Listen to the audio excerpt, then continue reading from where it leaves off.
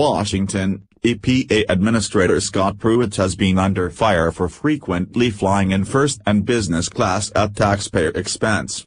CBS News has learned more about one of those flights, while Pruitt defended his expensive flights in an interview with a New Hampshire newspaper Tuesday.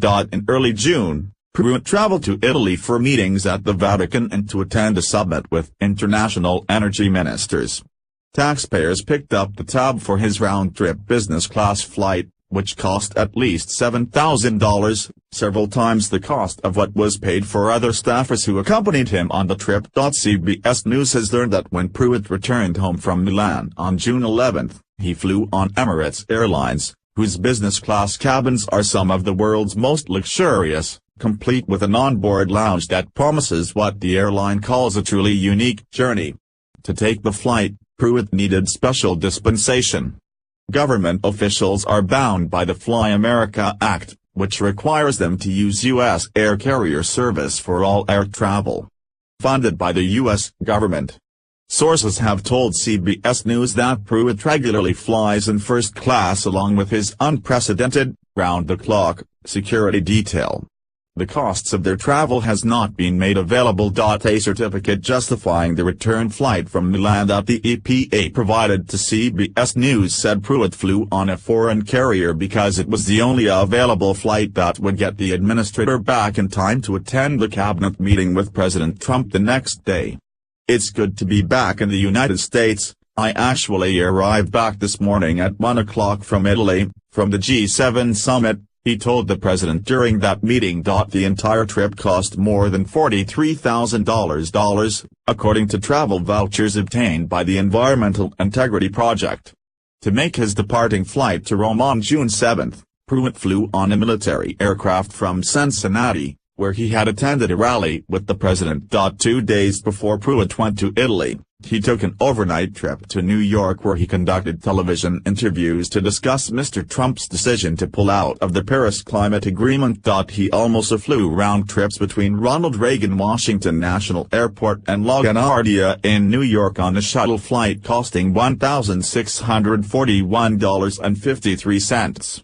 By contrast, the ticket for another staffer who flew with him cost $238.40. The EPA's Inspector General has been auditing Pruitt's travel and recently said the scope of the audit extends through 2017. Pruitt frequently travels to his home state of Oklahoma on the weekends and has been criticized for other costly travel, including non-commercial flights.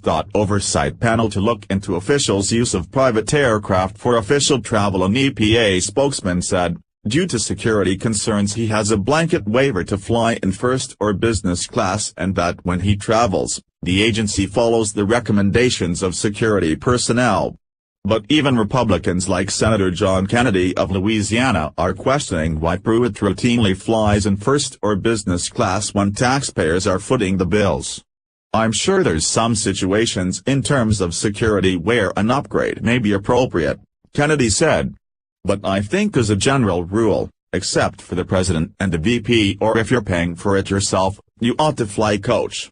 Pruitt was spotted on flight to Boston Tuesday morning, in first class, and in an interview with the New Hampshire union leader, he talked about the security risks that resulted in the waivers for the more expensive classes of flights. "Unfortunately, we've had some incidents on travel dating back to when I first started serving in the March to April timeframe," Pruitt told the paper.